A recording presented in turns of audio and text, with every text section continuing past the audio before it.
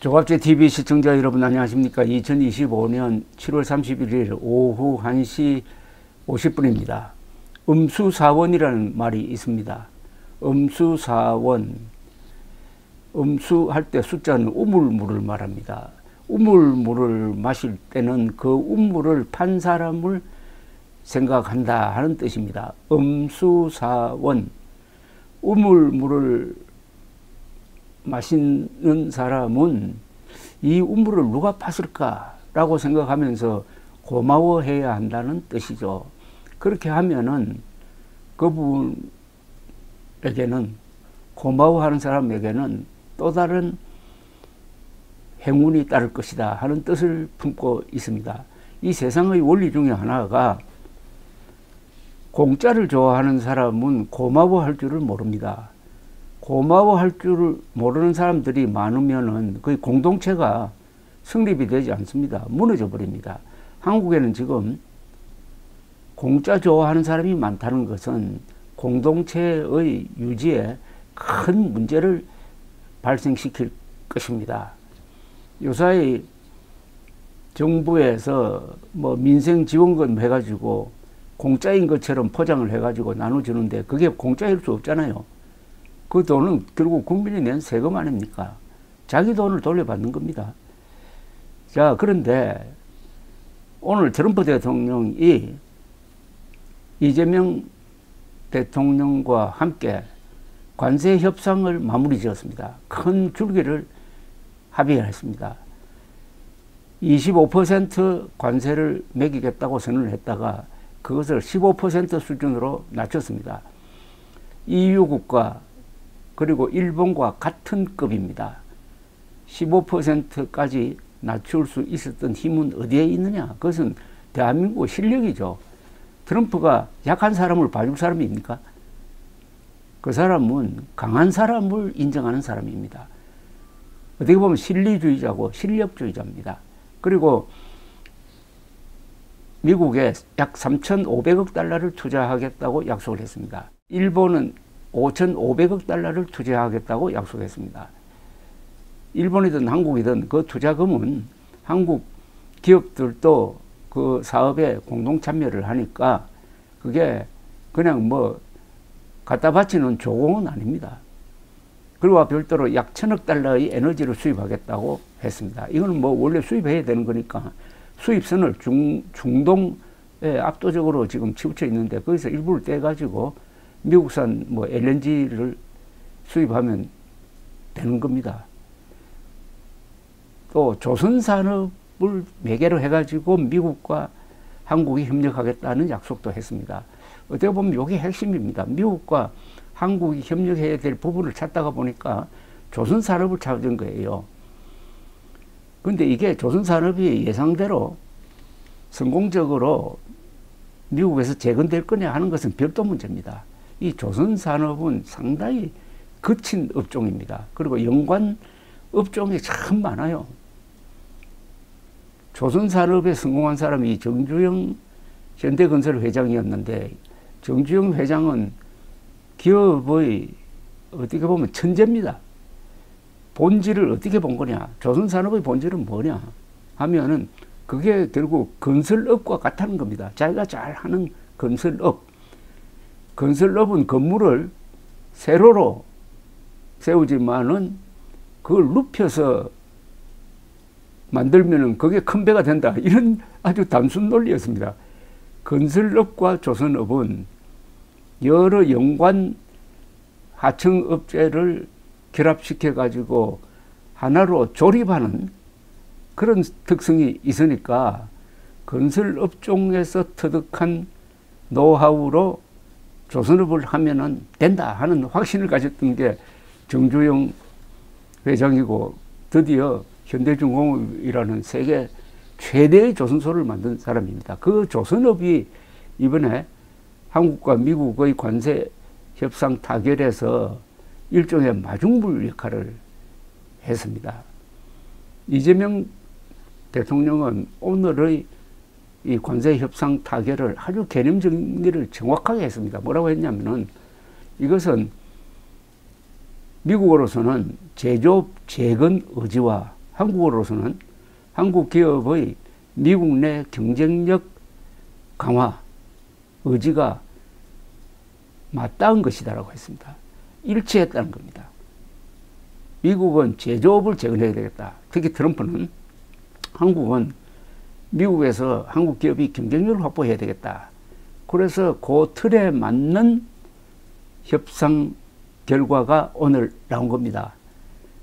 역시 한국이 실력이 있으니까 이렇게 된 겁니다. 실력이 있으니까 미국도 한국을 EU, 일본, 한국 이렇게 대우를 해준 겁니다. 15% 관세. 한국의 실력이 있고 한국의 힘을 자신들도 인정하고 빌려야 된다는, 그렇다면 이 힘은 어디서 나왔느냐. 음수사원, 우물물을 마시는 이재명 대통령은 그 우물을 누가 팠는지를 한번 생각해 봐야 된다는 게 저 요지입니다. 그 우물물을 판 사람은 박정희 대통령입니다. 박정희 대통령은 1972년부터 79년 10월 26일 돌아가실 때까지 유신 통치 시기를 이끌었습니다. 유신 통치는 국력의 조직화, 능률의 극대화라는 말로 대표됐습니다. 이 정치 코스트를 최소한으로 줄이고 오로지 중화공업 건설에 국력을 총동원하겠다 하는 일대 도박이었습니다. 그 도박이 성공했습니다. 그 7년 동안 건설한 것이 중화공업 건설인데 그 대표되는 회사가 현대자동차, 현대중공업, 토항종합제철 뭐 이런 회사들이죠. 그때 건설한 중화공업은 6개 핵심 업종을 갖고 있었습니다. 그게 조선, 자동차, 전자, 제철, 비철금속, 그 다음에 석유화학입니다. 지금도 이 6대 중화공업이 우리를 버티고 있습니다. 여기서 하나 빠졌군요. 기계입니다. 기계공업. 기계공업. 그 기계공업이 발전해가지고 한화로 대표되는 거대한 이 방위산업을 또한 발전시켰습니다. 중화공업의 발상은 어디서 나왔느냐 하면은 1968년 1.21 사태에서 나왔습니다. 1.21 사태 때 북한의 특공대가 30여 명의 특공대가 청와대 담벼락까지 잠입을 했습니다. 그래서 일대 시가진이 벌어지고 한반도의 긴장이 극도로 악화되었던 시절이 있었습니다. 그때가 1968년 1월 21일이었습니다. 이때 박정희 대통령은 위대한 결단을 합니다. 그 도전에 대해서 첫째, 예비군을 창설합니다. 그 다음에 우리도 무기를 만들어야 되겠다. 방위산업을 건설해야 되겠다. 이렇게 나오는 거죠. 그때까지 우리는 소총도 만들지 못했습니다. 그런데 방위산업을 발전시키려고 하다 보니까 방위산업 하나만 되는 게 아니란 걸 알 수 있었습니다. 방위산업에 들어가는 그 재료라든지 정밀한 부품이라든지 이런 것은 그 배경이 있어야 된다. 그 배경이 바로 중화공업이라는 것을 알게 되었습니다. 방위산업, 무기를 만들려고 하다 보니까 그 근본이 되는 중화공업을 건설해야 되겠다. 그래서 1973년 중화공업 건설을 선언한 것입니다. 오늘날 한국의 이 중화공업 건설, 이게 없었으면 한국은 선진국으로 갈 수가 없습니다. 이 중화공업을 만들도록 한 사람은 역설적으로 김일성의 대남 도발이었습니다. 거기에 박정희 대통령이 위대한 응전을 한 것이죠. 그런데 중화공업 건설을 하려면은 국력이 조직화되고 자원이 집중적으로 투입되어야 합니다. 이 민주주의 국가에서는 이게 불가능합니다. 그래서 박정희 대통령은 1972년 10월 17일 유신 선포를 합니다. 국회를 아예 해산시켜버리고 헌법을 정지시켜버리고 새로운 체제를 만듭니다. 그게 유신체제입니다. 이 유신체제는 독재체제로 불립니다. 뭐 독재라고 봐도 맞습니다. 그러나 역사 발전에서 국민적 결단으로 독재를 꼭 해야 될 때가 있습니다. 로마도 독재 제도를 갖고 있었습니다. 공화국 시절에. 전쟁이 일어나면 독재자를 뽑습니다. 독재관이라고 그랬어요. 다만 임기가 좀 있었죠.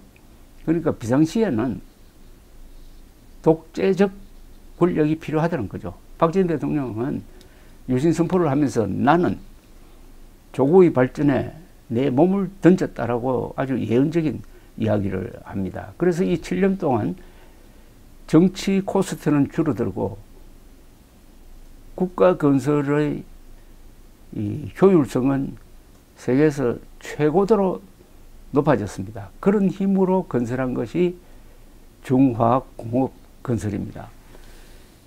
그때는 석유 쇼크가 와가지고 세계적으로 불황이 있으니까 세계 어느 나라도 중화공업 건설에 국가의 명운을 걸지 않았습니다. 다만 한국만 그렇게 했습니다. 그렇게 되니까 어떤 결과가 생겼느냐. 가장 값싸게 공장을 지을 수가 있었습니다. 그때 땅값은 지금 땅값하고 비교가 안 될 정도로 아주 쌌습니다. 그리고 그 설비도 아주 값싸게 최신 시설을 도입할 수가 있었습니다. 1970년대에 만든 한국의 중화공업이 왜 지금까지 이렇게 건재하느냐 하면은 그 공장을 지을 때 코스트가 아주 저렴했다는 겁니다. 그러니까 수익이 생길 수밖에 없는 거죠. 지금 그런 공장 지으려면 무슨 땅값부터가 천문학적인 액수가 되어야 되니까 이 수익 구조를 만들기가 매우 어렵습니다.